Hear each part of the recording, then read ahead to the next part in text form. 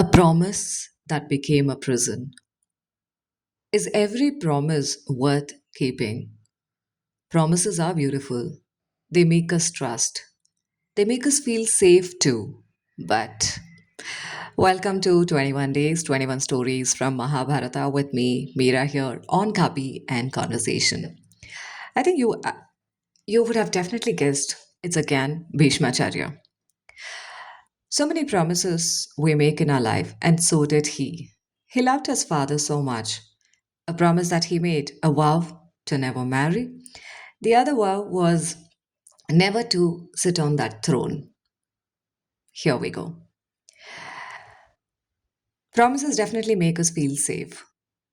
They make us trust our own ability, ourself, and that reflects out also. They became, or rather, they become the invisible threads that holds families, friendships, societies together. But today, I want to ask you something.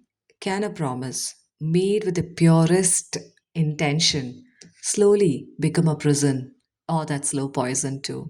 Ah, it's too deep, but yes, that's a truth. Pour yourself a cup of coffee. Today, we are sitting with Bhishmacharya. Not to judge him. No, I mean, who are we to judge him, right? We can ask that question also. But to quietly ask ourselves, what happens when we continue carrying a promise long after it has stopped serving the life or it has stopped serving dharma? Bhishma wasn't born with that name. Yes, he was Devavrata, a prince, a warrior, a son deeply devoted to his father. One day, his father desired to marry again. It's a normal human tendency. Ah. But the bride's father had a condition. His daughter's children should inherit the home. For Devavrata, this created a conflict. He loved his father. He respected the kingdom. So he made a promise. He gave up the throne. That alone wasn't enough. He then promised never to marry, never to have children, never to create a claim to the kingdom.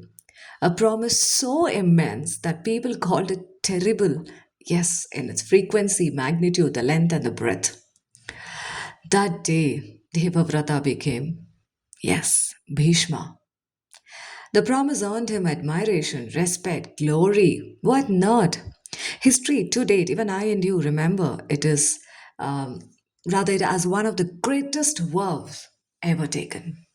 But stories rarely end where applause begins. Years passed. The kings changed, generation changed, the kingdom changed, but the promise remained same. That is Bhishma. Bhishma had become, or rather, he had become tied to it. Every decision afterwards had to pass through that one vow. Sometimes he wanted to guide, sometimes he wanted to intervene, sometimes he wished life had unfolded differently. Yet every path returned to the same place. I have taken a vow. Yes. Gradually, the promise stopped being something he carried. The promise began carrying him. Yeah, let me repeat that word. Over a period of time, the promise stopped being something that he carried within him. The promise began to carry him. Can you just close your eyes and imagine what it is? Do you really feel the gravity of the situation, what Bhishmacharya went through? It is not to say whatever he did, it was right, but we talk about circumstances, we talk about situations. It is we who are supposed to handle or deal with situations and circumstances. But what if they start carrying us? When they start carrying us, what happens? Though our eyes are open, it's stuck to stuck to an outcome, but the circumstances and situations will carry in the direction of the wind or where it wants to. I often wonder how many promises do we make without knowing the life we will be living even 20 years or 2 years later also. When we are 25, we don't know who we'll become at 45. Yeah, we can talk about, I'm outcome oriented, goal oriented. I know what I want to do. I know the career that I want to choose. But B-U-T, this particular word in any language will change the dimension. When we are 30, we don't know what our family may need at 50. Yet we often promise forever based on today's emotion. Yes, we make those promises based on the current emotion. If I'm going to make a promise now, I am looking at the future. I'm gaining the experience from the past, but the promise is made now based on my current emotion. Today's story, perhaps you've heard, someone say, "I'll never ask for help." I'm just telling you one story. Like you say, "I don't want to ask for help. I will do it on my own." At first, I'm sorry. It sounds like a strength. But years later, that same sentence becomes loneliness. Creating a space to be alone for some time and loneliness, they are two different. I don't know if I could say they are two sides of the coin. Or maybe I'll never leave this. For example, I don't want to leave this job because someone believed loyalty meant staying, right? Loyalty meant staying in the organization, same position. Yeah, that has helped in the past, but for whomever it has helped, have you not heard from them? Your own grandparents or your own parents have been working in the same organization. I took the promise to be here because so that I can concentrate on your studies, your family, so that I don't, get into this scenario of job transfer or promotion. So I'm okay staying in the same level where I am making the money, still here to serve to you, serve you to make that food or be around when you're studying, or like even when you're there on the vacation, I'm here, sitting here. I don't mind giving up on my job level position. Men or women both go through this. Even when joy quietly packed its bag years ago, you want to just climb up the loft, and see there are certain things that you have put in the loft because it is your time and you said let it go above. But you give importance to somebody else's time so that they go ahead. Yeah, that's important as parents or as an individual when you think about a betterment for someone. But are you regretting for putting that time of yours in the back burner or somewhere into the universe and you're still looking for that in your purse? I'll always keep, this one promise. I'll always keep everyone happy. Whatever happens, that doesn't matter.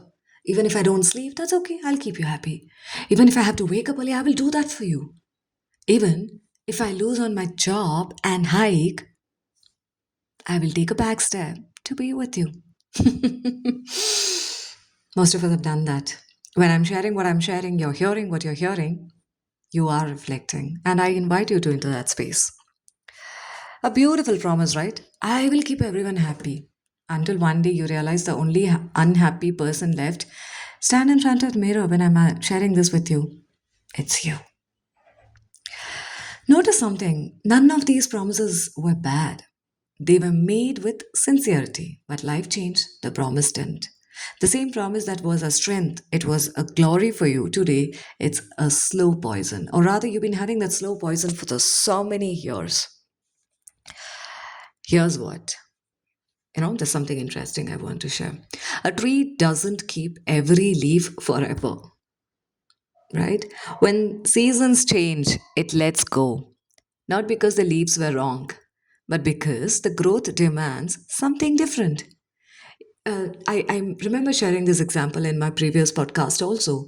A gardener, he trims.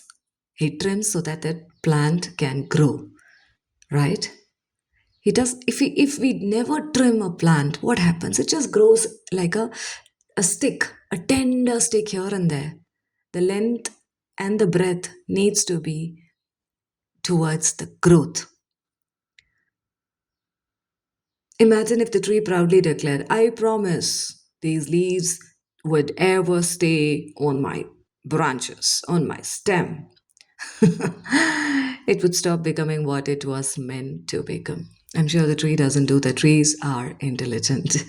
Sometimes we confuse consistency with wisdom. Hmm. Yes, consistency with wisdom. But they are not the same.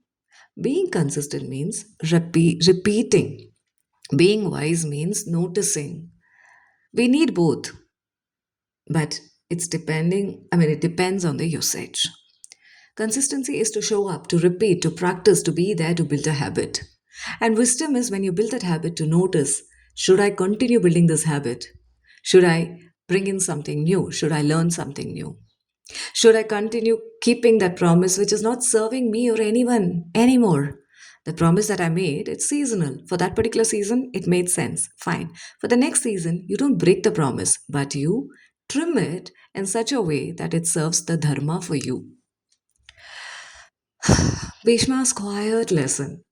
Just imagine he's sitting across having a sip of coffee with you and listening to what I'm sharing. That's what I'm just, like when I'm sharing what I'm sharing now, I've just closed my eyes and it's just, he's sitting across, he's listening to me and he's nodding his head.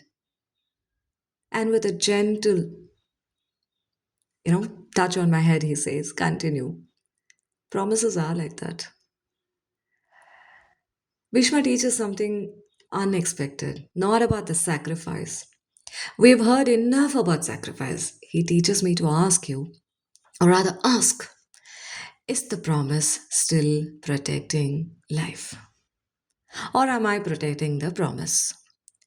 As I'm sharing what I'm sharing, just imagine this as Bhishmacharya himself asking you through this podcast, is the promise still protecting life or am I protecting the promise?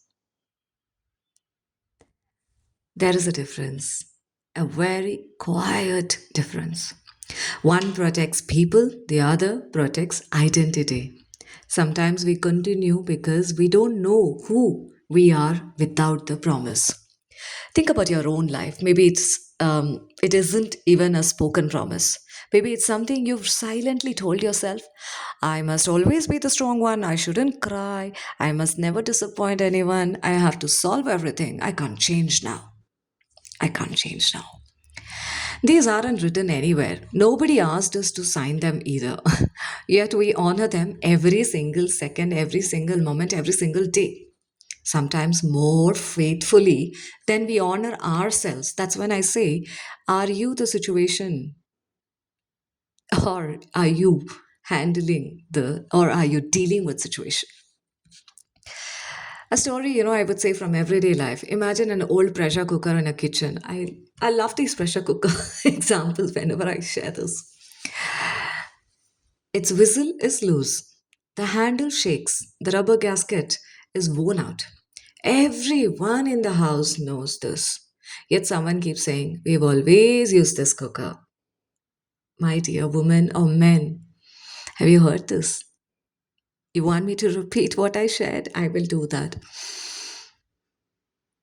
Imagine, that there's an old pressure cooker in your kitchen. Its whistle is loose. The handle is shaky, shaky. The rubber gasket, the tire that we call it as for the gasket, is worn out. It's screaming at you to change. Every single person, and also maybe someone who has been the head of that particular family, who's the head of the chef, or whosoever, everyone knows it. Yet, they keep telling, we've always used this cooker. You don't have to worry. Eventually, the meal takes longer. The meal gets cooked. The meal takes longer. The kitchen becomes actually stressful. Not because the cooker is bad, but because the family became loyal to the cooker that it shouldn't go for that servicing that it really needs. To what once worked, life isn't asking to. It is not about, telling, uh, I don't want to change. You have to change. No one is perfect. I'm not perfect. I fall every day flat. The only thing that I apply is the penguin methodology to just get up and keep walking. People will look at me. People laugh at me. People say what they want to say. People would even question my ability. What are you going to do? You speak about Mayaakatha, Mira. You speak about copy and conversation. Are you even really going to do something out of it? I wouldn't be speaking to you without that. What life has always taught me is thank you, Bhishma. I'm just imagining you're just sitting next to me. The stories are so powerful that it takes you into the believable imaginary world. I want to tell that when I just say imaginary world, you're just escaping from the reality, right? Stories have made me to believe in myself. Stories have made me to believe in that believable imaginary world that is grounded, that is real, that is the compost pit. I'm sure I know what you heard, but still I'm going with the flow. It's not about what happened now in the environment. It's not about the calling bell sound. It's not about who came in. It's just about continue going what I'm doing. The initial promise earlier when I used to make, I went back erasing everything.